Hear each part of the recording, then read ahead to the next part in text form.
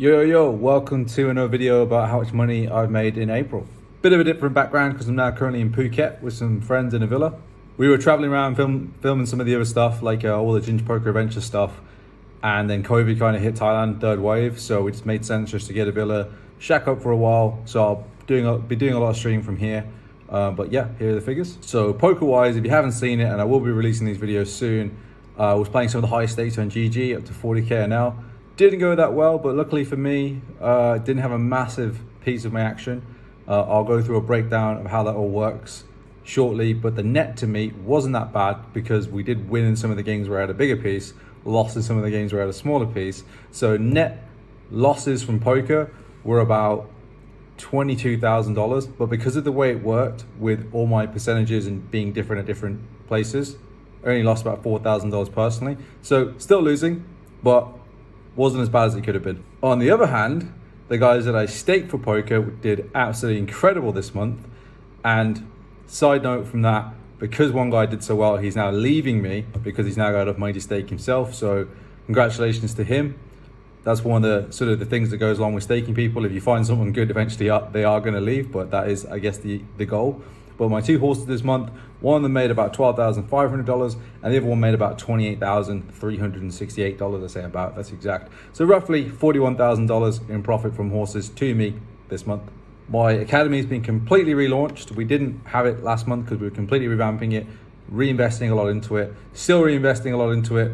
I brought a lot of people into the team that I need to make sure is, are delivering the high quality stuff that we want. But I'm really happy with how things are going there.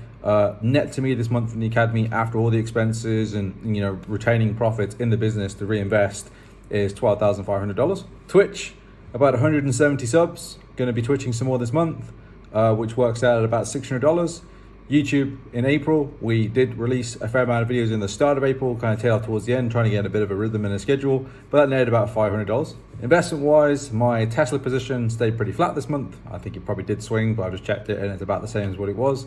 And my index funds have rallied reasonably well, so net about $2,000 up this month on my investments.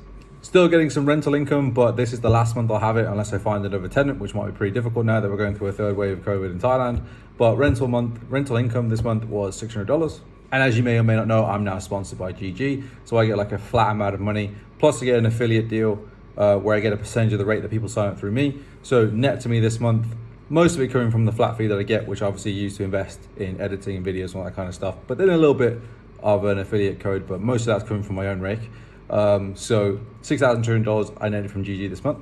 So altogether, that totals to $59,400 to me. So a pretty decent month. I'm excited to tell you about next month already because I'm actually filming this a few months into the next month and a few exciting things have happened already, whereas I think it's going to be a nice bump next month. But not quite going to hit the seven figures this year, so I thought I'd give you a little bit of a breakdown of how close we are and whether I think we're going to make it or not. So year to date, January was a reasonable start, 60,000. February, a down month, about 26,000. March, 75,000, so that was great. April, 60,000, can't complain. Obviously these numbers are huge, but they're not quite to where I want to be in terms of seven figures. So we're a third of the way through the year, so the total so far is about $221,000. Obviously can't complain, but at that run rate we're probably going to get to around 600k by the end of the year, so something serious is going to have to happen for me to hit the seven figure mark. But hopefully I can try and drill down into numbers, figure out which things I need to do more of in order to hit that number, so I'm going to break those numbers down as well. So now hopefully you can see on the screen the figures I've got, which is like a breakdown of everywhere I've made money from this year. So poker, about 64,000 to me.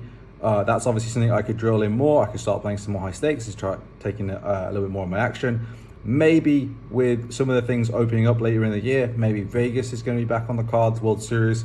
But that's really hard to plan given the COVID situation, not just going to Vegas COVID-wide, but then maybe getting back into Thailand. Obviously I've got property here and that kind of stuff. Maybe if things pick up, I sell a property and I net some decent profit on the back of that. So maybe that's going to be an option. I'm not going to force that through, obviously, just to try and hit $1 million goal, but maybe that will come to fruition later on this year. The other thing that I obviously do is horses. I'm trying to get out of staking horses. I'm looking for some more passive income. I'm just slowly learning that there's no such thing as passive income, but now I've lost a horse, so that's probably going to dwindle as well. So maybe that's something I should look at as well. That's not on a please apply to be a horse here thing. That's just maybe something that I'm going to be looking for a little bit more in the future. The academy I've made about 54,000 on now since the start of the year, which is fantastic. I want that to be the best academy in poker. Do I think I can spin that? Well, the way I'm kind of doing it now is I'm investing quite heavily into the team. So the bigger it gets, the less of a percentage of that I get, because the more costs they have, if that makes sense. So for example, if the academy just doubles in size, doesn't mean they're just going to double the amount of profit that I make. So, and also we're not trying to double in size and we're not trying to grow extremely quickly. We kind of like keeping the groups kind of nice and tight and making sure everyone gets the most out of it. So scaling wise, maybe that gets significantly bigger. I don't see that's going to, maybe that pushes me over the line, but if I'm losing horses, maybe that's going to balance out. So I guess we'll wait and see. Investments, I do want to now top up my ISA. ISA, for those who aren't from the UK, is like your tax-free amount that you can invest into basically anything. You can invest up to £20,000 a year tax-free. So that would increase how much I've got invested at the moment.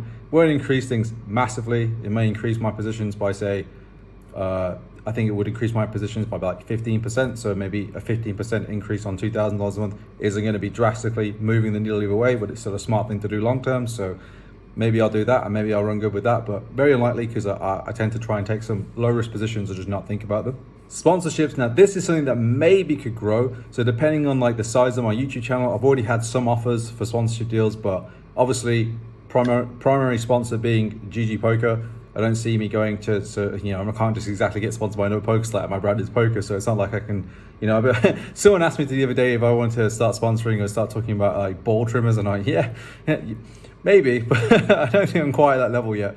But maybe something works out in the future, affiliation wise or product wise or something like that, or maybe even merchandise wise, maybe. But I don't just want to like throw things at the audience, just like, yeah, everyone just buy this and do this. It's not really my style. I'm kind of just interested in like just playing poker and helping people with poker. So, but if something does come up, maybe that happens, but I think unlikely that that's going to grow significantly, but it'll just be consistent for the rest of the year, hopefully. Rent wise, I don't think that's going to go up too much. In fact, that's probably going to go down, because getting a tenant now in the middle of COVID is not going to be great. And even if I do, they're probably not going to want to pay as much rent as the last guy was paying. So that's more of a slow burner, but it's probably going to drift off. So I'm not going to worry too much about that. Anything miscellaneous? Can't think of anything off the top of my head. I don't know, put my head down into some other projects once I've got the time and I'm happy with the projects I'm currently doing. But basically, I'm going to solely focus on playing poker, driving my academy, and then maybe getting out to Vegas and you know, and building my brand and that kind of stuff, really. And hopefully that turns into something exponential. But one of the key things I wanted to point out from this is that, as you can see, I'm a professional poker player, right? But only 29% of my revenue so far this year has come from poker. Like, doing all this other stuff has really, really helped me sort of grow financially, and I can't recommend it enough to other people thinking about doing it. Like, jump in, like start a channel, start a Twitch stream. Like, it's exponential, some of these numbers. Like the social stuff, I'm only making a few $100s a month, but that's almost as much as some of my investments, and realistically that's going to be fairly consistent for the rest of the year. So if you're thinking about doing it, please jump in and let me know if you're going to start a channel. I'll be interested to check it out, but I'll catch you guys on the next one. All the best.